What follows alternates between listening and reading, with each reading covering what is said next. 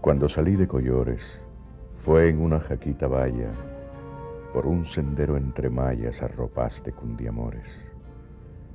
Adiós, malezas y flores de la barranca del río, y mis noches del bohío, y aquella apacible calma, y los viejos de mi alma y los hermanitos míos. Qué pena la que sentía cuando hacia atrás yo miraba, y una casa se alejaba, y esa casa era la mía.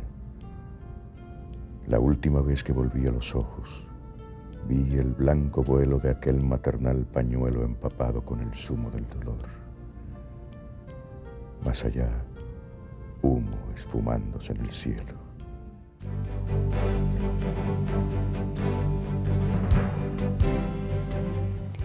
Su corazón triste y sus palabras alegres, su mente un laberinto y sus versos el camino, su alma española y su poesía criolla. En sus poemas se destacan los temas de la tierra, del paisaje y de todo lo que signifique belleza. Su estilo criollista lo llevó a crear una poesía con ecos antillanos, ecos que han trascendido el Caribe, escuchándose en la prosa de toda América. Soy Miraida Chávez y hoy en Autógrafo los invito a un mundo de poesía sin igual, el mundo del poeta Luis Llorens Torres, un hombre ordinario con una vida extraordinaria. Luis Llorens Torres nació en el barrio Collores de Juana Díaz, Puerto Rico, en mayo de 1878. Sus padres fueron Luis Aurelio del Carmen Llorens y Marcelina de la Soledad Torres. Su familia era descendiente de quienes fundaron Gurabo y propietarios de una hacienda de café en el barrio Collores, donde Luis pasó sus primeros años rodeado de cafetales y del ambiente campesino. Cursó sus estudios primarios en el cercano pueblo de Maricao, asistiendo al prestigioso colegio de don Rafael Janer. A los 16 años de edad, sus padres lo envían a Barcelona, España, a estudiar Derecho, donde obtuvo una licenciatura en Filosofía y Letras. Entonces se traslada a Granada para graduarse finalmente de abogado, especializándose en Derecho Civil y Canónico. Llorens era un jíbaro, se sentía muy orgulloso de serlo, era del barrio Collores de Juana Díaz. Y es a partir de ese gran amor a la tierra y del estudio profundo de lo que es el arte de la poesía, que Llorens logra reunir en su obra los valores de la puertorriqueñidad conjuntamente con una expresión poética del más alto nivel lírico. En la poesía de Llorens, la corporalidad tiene una importancia muy grande. Los elementos eróticos son importantes en la poesía de Llorens. De modo que cuando Llorens canta la tierra, canta el celo de las bestias, canta a la mujer puertorriqueña, canta las potencias sexuales de diversas manifestaciones, todo eso tiene unos significados importantes en la escritura de Luis Llorens Torres y le sirven para afirmar una especie de potencia cósmica que le da sentido a sus versos. Llorens Torres, junto con una serie de escritores de la época, hicieron una literatura por un lado costumbrista y por otro lado de apego a la tierra, ¿verdad? Telúrica, con el propósito de cultivar o generar el amor hacia la tierra de Puerto Rico.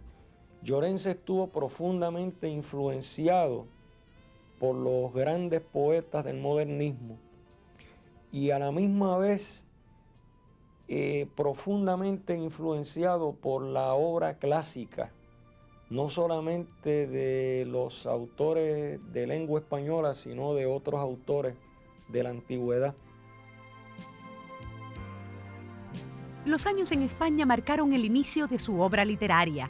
A este periodo pertenecen el ensayo América y los versos Al pie de la Alhambra.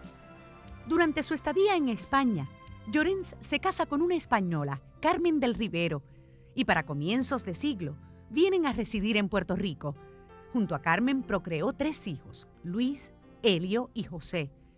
Pero la vida matrimonial estuvo algo convulsionada.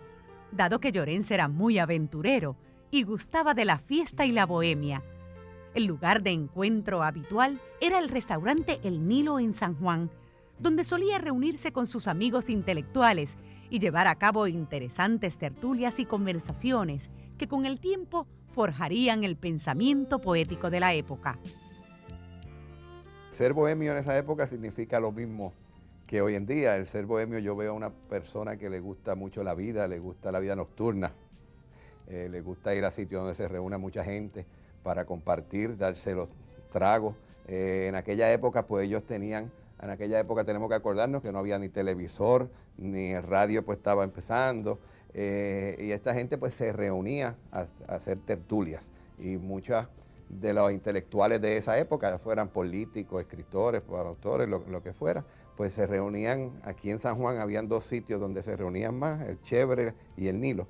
Y allí, en el Chévere, había una mesa que era la tertulia intelectual, Muñoz Marín, don Luis Llorens Torres, Alfonso Lastra Charri, el doctor Víctor Colcuchí, don Juan Nadal Santa Coloma, vamos, de Diego Padró, Luis Palesmato. Era el conseguir sentarse en una mesa vecina de esa, era asistir a una cátedra. Mi papá estaba haciendo un internado en medicina, acababa de graduarse médico, y todas las tardes los recogíamos cuando salía del hospital, a las 6 de la tarde, 7 de la noche, a mi madre para irse a pasear como novio, y toda la tarde él le daba pon al Chévere. Después, a través de los años, mi padre siempre se arrepintió de no haberse quedado esas tardes y haberse entrado con él al Chévere a disfrutar de esas tertulias.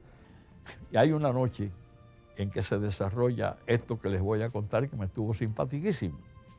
Es una revista de San Juan que publica el poema de don Luis Llorens Torres, Mayagüez sabe a mango. Ya claro está, se había publicado, pero esa revista recién lo había publicado, y Alfonso Lastra, un gran abogado, tenía una copia de la revista en su mano y adelantó que estaba esperando a Llorens, que no había llegado a la tertulia, para reprenderlo, llamémosle así, por haber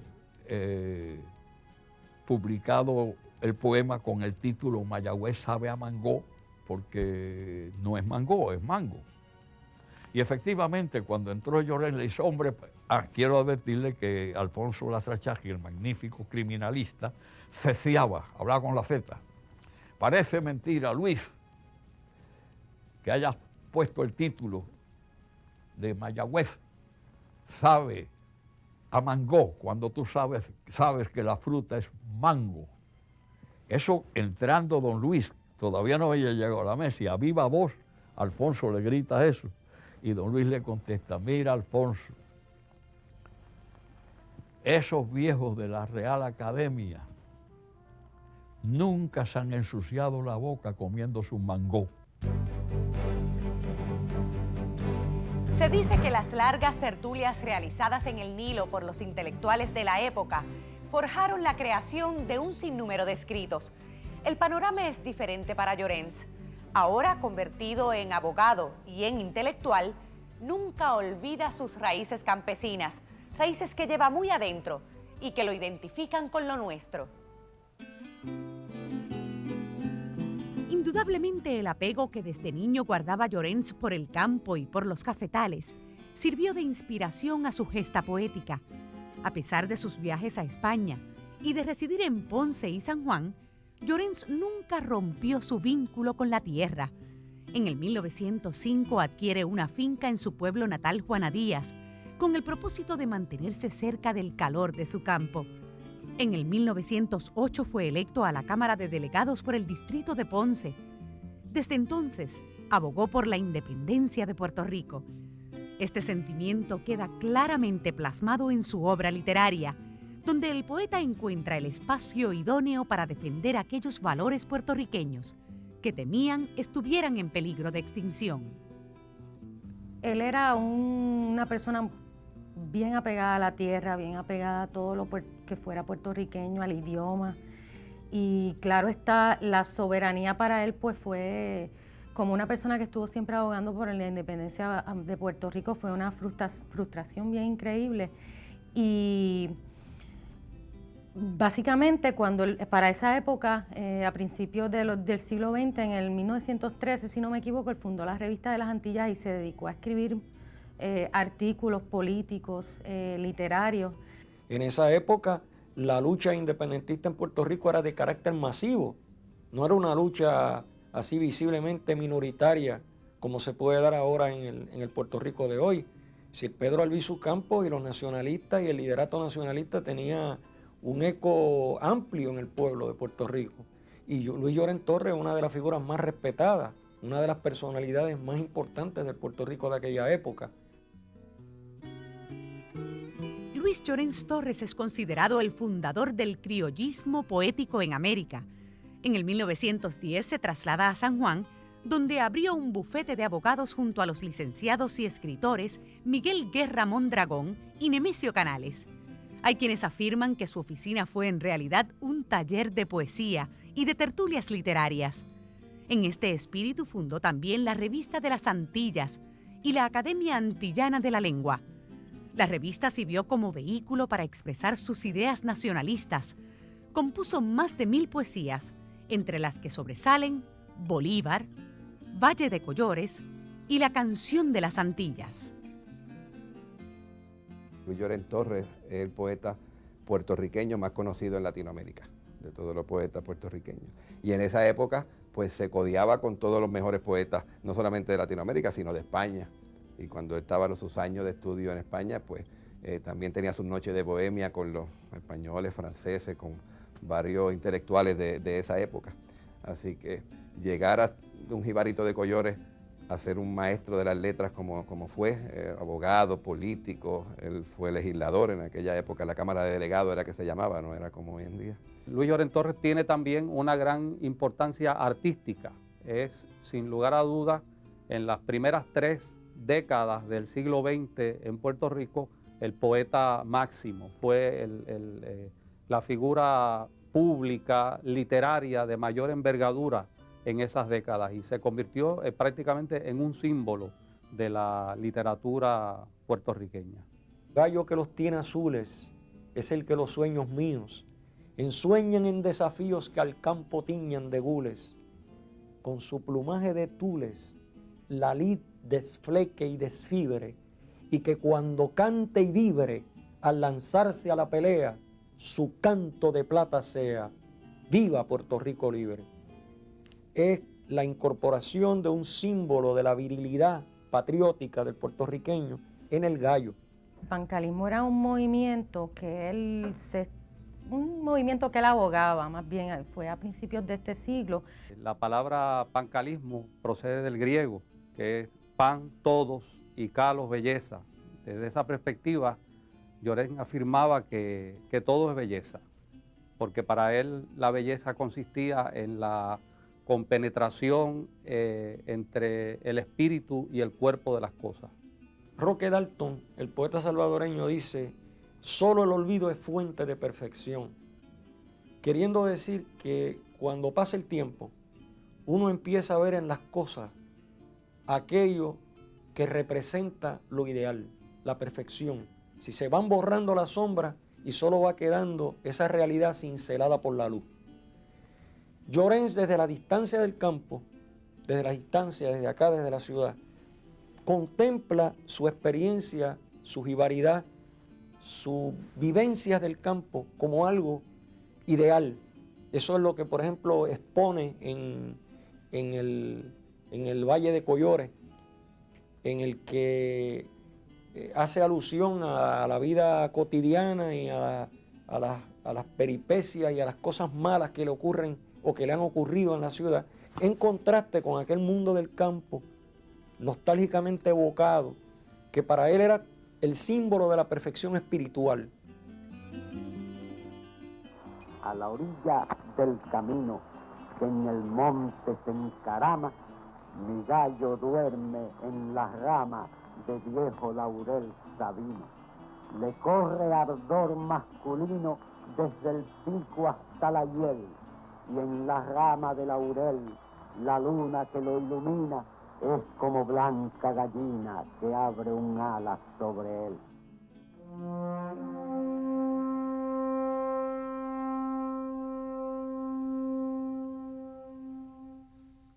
Luis Llorens Torres murió en el 1944. Su hijo Helio Llorens Rivero regresa a la isla tras leer en la prensa española la muerte del poeta, sin haber tenido la oportunidad de reivindicar la relación con su padre. Un padre que le dejó a Puerto Rico una importante cosecha literaria. Un padre que amó entrañablemente a su isla.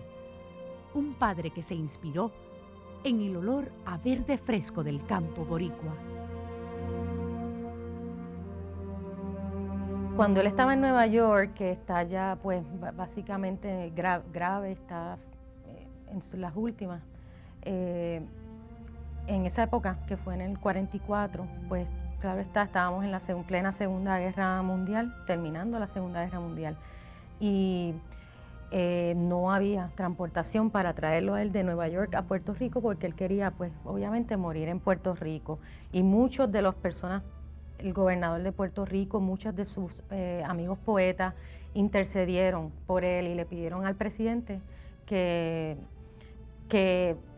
intercediera para que él pudiera morir en Puerto Rico, y el presidente Roosevelt autorizó para que un avión militar lo trajera a él a Puerto Rico, y así pues fue como él pudo morir en Puerto Rico. El legado de Llorens es múltiple también, ¿verdad? Llorens se convirtió en algo así como el poeta por excelencia del pueblo puertorriqueño.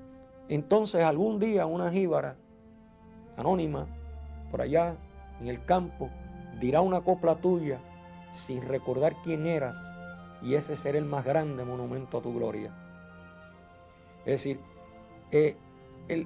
la transferencia que se hace de la poesía culta escrita de Llorens a la memoria popular del pueblo es, coincido en eso con Palés, el más grande legado que hizo Llorens Torres a la poesía puertorriqueña.